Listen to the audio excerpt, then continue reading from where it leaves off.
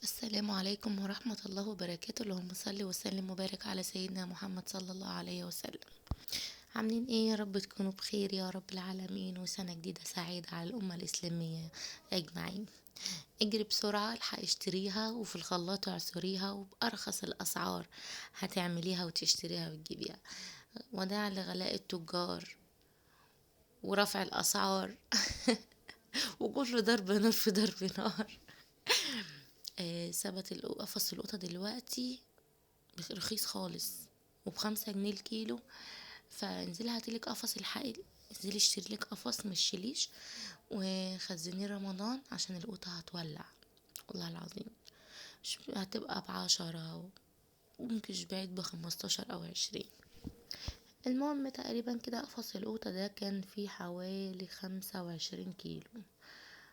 25 كيلو في 5. احنا ما جبناهوش ب5 بقى، احنا جبناه الكيلو على 6 جنيه، عشان احنا رحنا الشلاش كتيرة يعني. ما كانش فيها قوطة، ما كانتش القوطة لسه نزلت. فرحنا شليش الوحيد اللي كان لسه فيه عربية طماطم لسه بتنزل فيه يعني. فجبنا قفصين يعني، واحد لينا وواحد لماما. تمام. انت هتشوفها صفرة بس هي جامدة جدا. طبعا دي لو حطيتها على صينية كده زي ما هعملها هتشوفوا معاكم في الفيديو، هتلاقيها هتحمر لوحدها. القوطة كل ما تقعد كل ما تصفر تحمر. ولقيت القوطة الخضرا الحلوة دي، ماما قالت لي جميلة حطها في المش هتبقى تحفة. فطبعا قعدت احوشها كده وانقاها من وسط القوطة كده واشيل القطف بتاعها واغسلها وانشفها، عشان مش هينفع احط القوطة مبلولة في المش عشان خاطر ما يسودش، ما يسوس او يعمل دود يعني. طبعا انا كنت جايبه صينيتين على اساس ان الصينيه للقوطه الجامده وصينيه للقوطه المستويه. طلعت بسم الله ما شاء الله الصينيتين دول مليانين قوطه جامده. تمام. انا كنت حطاهم في شنطه السوق اللي هي معجل ديت، حتى هتشوفها في بدايه الفيديو وانا بفضيها. كنت واخده شنطه السوق ده على اساس ان انا احط فيها القفصين. طلعت ما خدتش غير قفص واحد ما شاء الله يعني، والقفص التاني فضوه في شكاره وشنطه لوالدتي يعني. هنا طبعا انا خلصت الطماطم، ده كان تقريبا تاني يوم. بعد ما نشفتها وظبطتها ومسحتها كمان بالمناديل عشان اتاكد ان ما فيهاش ولا نقطه ميه.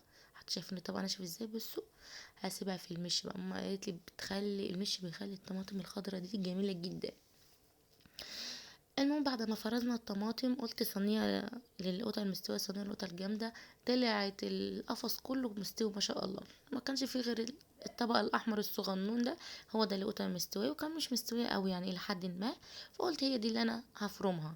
تمام. فطبعا اولادي ما كانوش عندي، كانوا عند والدتي بقالهم يومين، فجم الصبح جابتهم يعني وكده. فهم جايين كانوا جايبين لي الشنطه دي من عند ماما يعني، موز واستفندي وبرتقان وجوافه، لا موز واستفندي وجوافه. وطبعا خالتي جايه لها من البلد وكده، وكانت جايبه لها يعني حاجات، بعتت لي قرص وثلاث شقق عيش من اللي هو اللي بيتعمل، مش عارفه رقاق ناعم ده ولا ايه، حاجه زي كده يعني، بس هو طعمه حلو. هو ده بقى طبق القوطة المستوي اللي احنا فرزناه وطلع من قفص القوطة اللي كنا شارينه. تمام. هغسلها كلها كده واحدة واحدة واشيل القطف بتاعها ونظبطها. ولو في اي حاجة مثلا من على الوش قشرة سوسة بتاع اقصها اشيلها بالسكينة. تمام. وبعد انا مش بحب احط القوطه السليمه خالص في الديفريزر، وانتوا عارفين الكلام ده من ساعه ما بدات معاكم القناه، لاني سبق وحطيتها قبل كده سليمه، بعد ما غسلتها وعملتها سليمه اجي اطلعها عشان اقشرها وافرمها في الخلاط بتبقى نزلت كل السوائل اللي فيها والميه، ما بتبقاش فيها حاجه خالص. تمام. فعشان كده انا جيت اعمل صلصه قبل كده بعد ما فرزت الطماطم سليمه بالشكل ده، لقيتها ما جابتليش طماطم يعني، فين الصلصه؟ مش لاقيه صلصه اصلا، خفيفه خالص ولونها اصفر ومش عاجباني. فقررت من هنا بعد كده ان انا مش هعين القوطه سليمه تاني خالص. في ناس بتكسل وبتعينها سليمه. بصي الحته دي كده السطحيه دي انا بشيلها خلاص كده، ما فيهاش حاجه يعني. مش معنى كده ان انا هرمي الطماطمايه كلها عشان خاطر حته زي كده، لا طبعا. دي اهي لقيتها وحشه، هشيل الحته الوحشه واعمل النضيفه، بس مش اكتر ولا اقل. المهم سبق وانا عينت اللي ارتحت فيه. انت هتتعبي شويه في الاول بس هترتاحي قدام، بمعنى ان انت هتجيبي الطماطم المستويه، تفرميها طبعا، هتسبكيها على النار حتى ما تعينهاش برضو كده متخرطه، عينيها متصفيه ومتسبكه.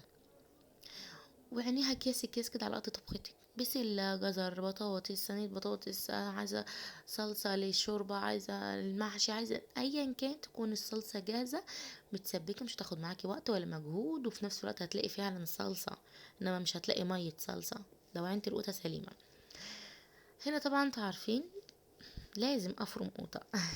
طبعا في رمضان بقى الواحد بيكسل، بيبقى عايز الحاجة سهلة، بيبقى صايم مش قادر مش عارف ايه كده، يعني عشان ما نعملش يعني ايه، هو مجهود كتير في رمضان وكده، الواحد بيكون صايم، واي نعم طبعا لازم الصوم والعبادة مع بعض، بس احنا في الاكل ده بقى عادي يعني، بتاعتنا احنا اللي نتحكم في الاكل يعني، بتاعتنا احنا دي.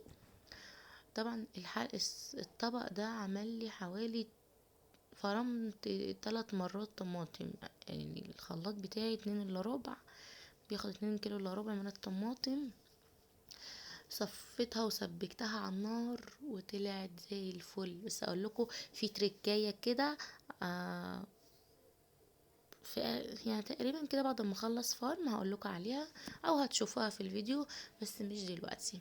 تمام. طبعا بصب في، لو يعني انا لو حطيت ايدي في الطماطم ايدي بتاكلني، لو عصرت طماطم ايدي بيطلع لها حساسية يعني، فبعصر بالسباتولا عشان خاطر مش بحب اعصر طماطم بايدي يعني.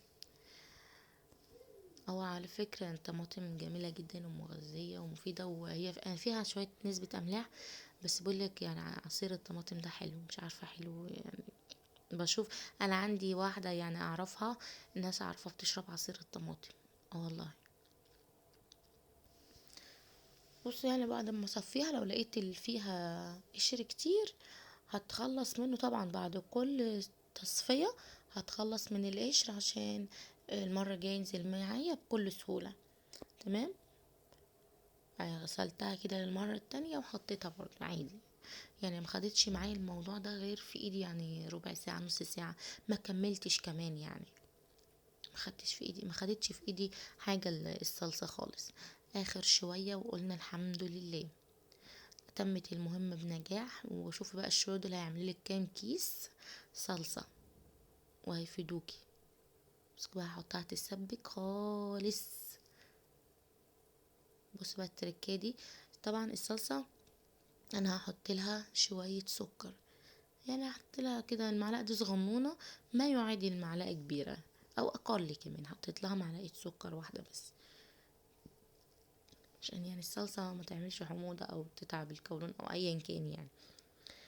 السكر ده بيخلي الصلصة حلوة، تخافيش يعني مش هيخليها عسل يعني مسكرة، لا هي معلقة سكر بس كده تبقى تمام التمام. بعد ما اتسبكت الصلصة زي ما انتم شايفين حمرا وجميلة وتقيلة ازاي، هي الحلة كانت مليانة نقصت بس ربعها مع التسبيك.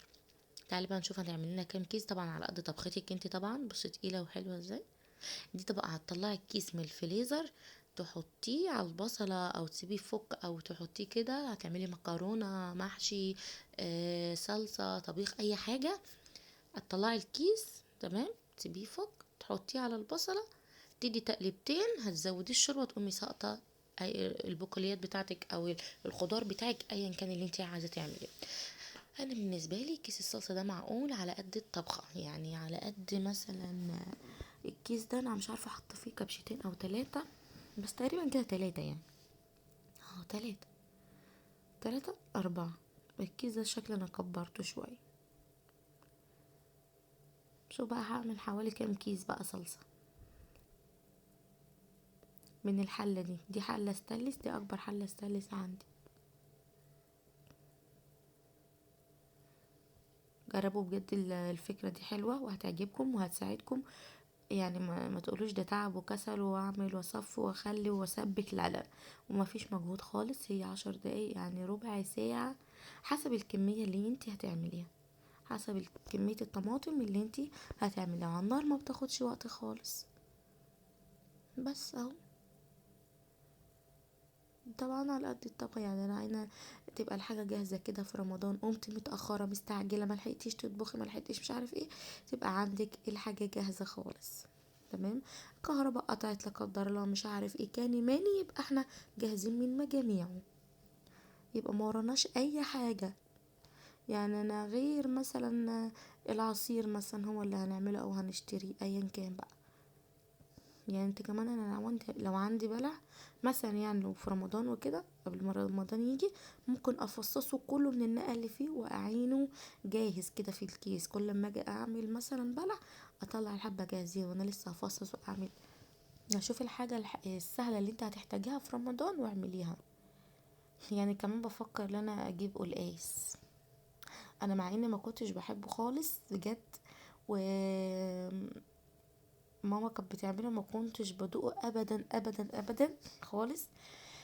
بس بجد قلت اما اجربها فكرة، طلعت فكرة جهنمية اه والله العظيم، وطلع عسل بجد بجد القلقاس. مشتاقة. المهم متنسوش تشتركوا في قناتي المتواضعة لو وصلتوا معايا لحد هنا، اعملوا لايك كتير وشيروا الفيديو عشان غيركم يستفيد، واشوفكم في فيديو جديد وتعليق حلو.